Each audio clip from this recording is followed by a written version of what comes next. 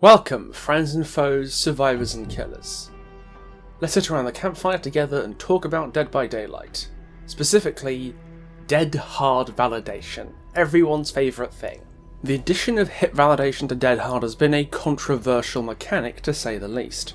For anybody who wants to know, hit validation effectively turns the killer judging the hit to the server judging the hit. Even though this mechanic has been how hits have been calculated for some time, it only got added to Dead Hard in the last bug fix patch.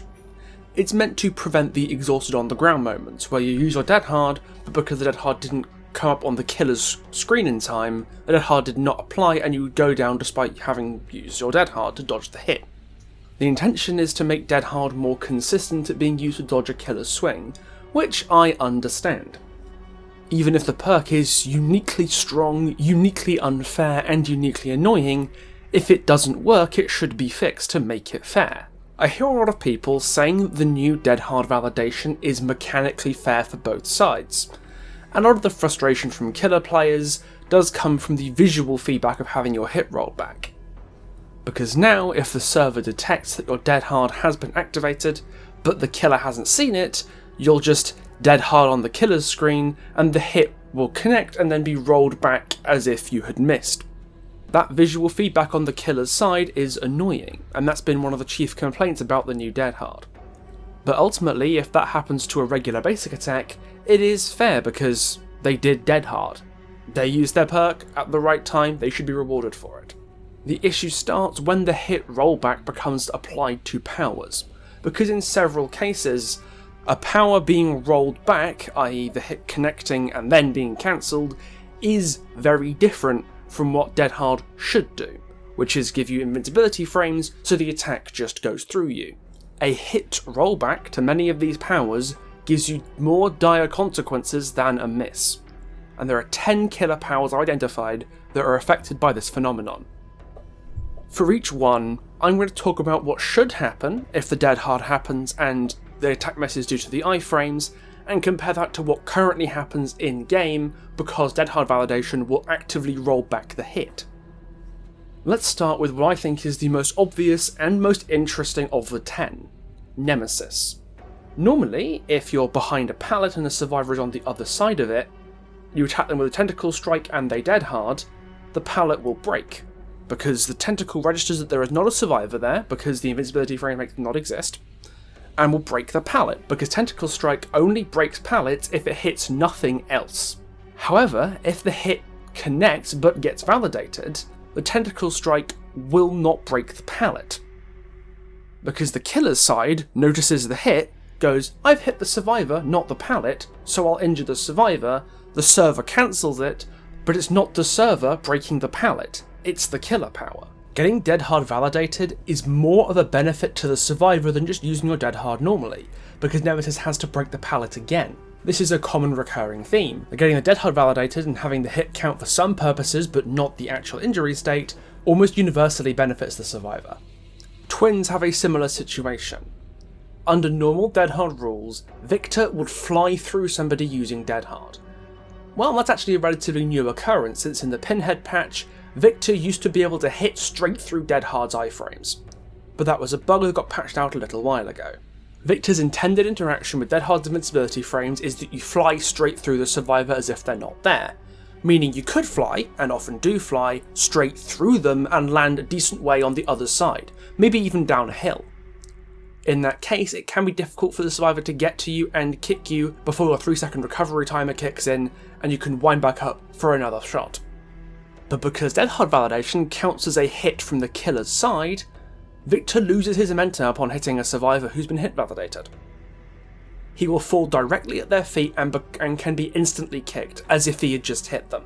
And given how bad the momentum loss that a Dead Hard into a kick can be, a single Dead Hard validation can lose you the entire game because you've lost your down, you've lost distance, and you've lost all your pressure.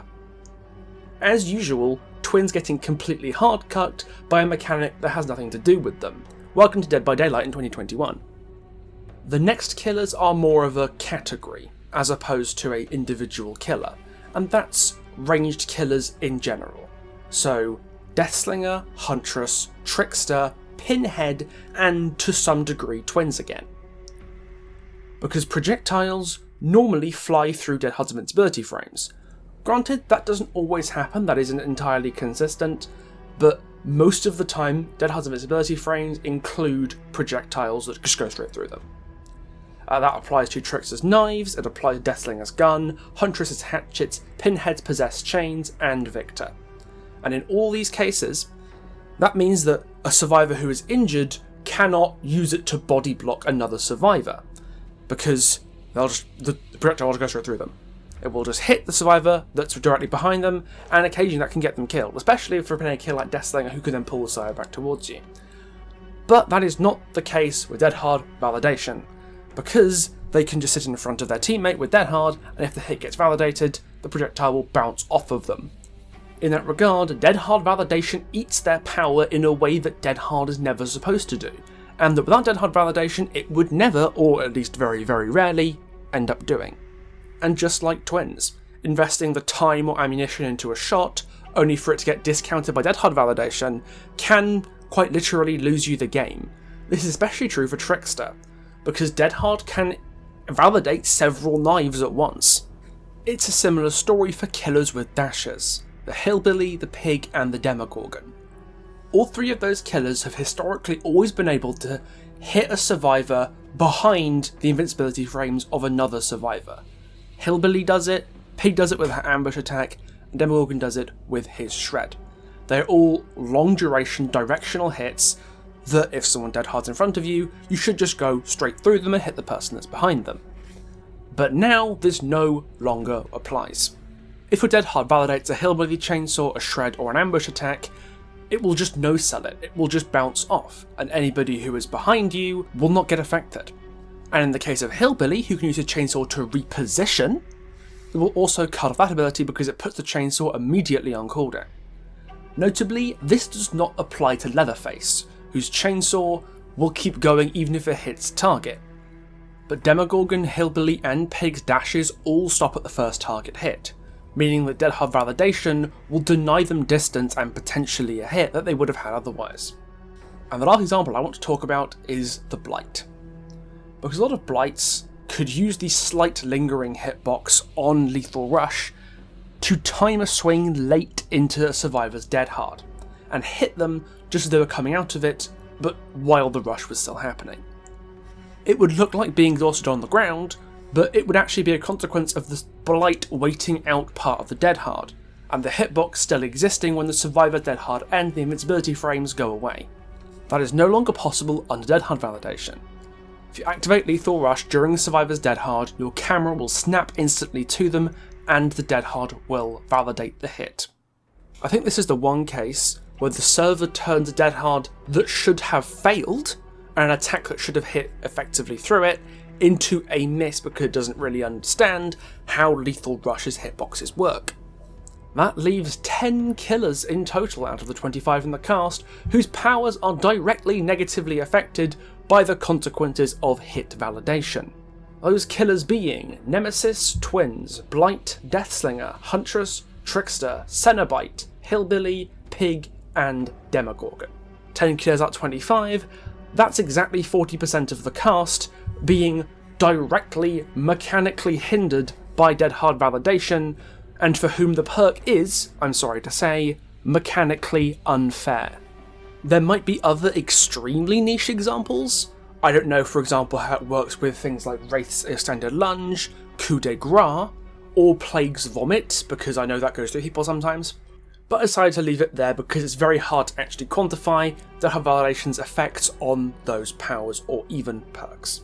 This leads me to ask a simple question. What do we do about this?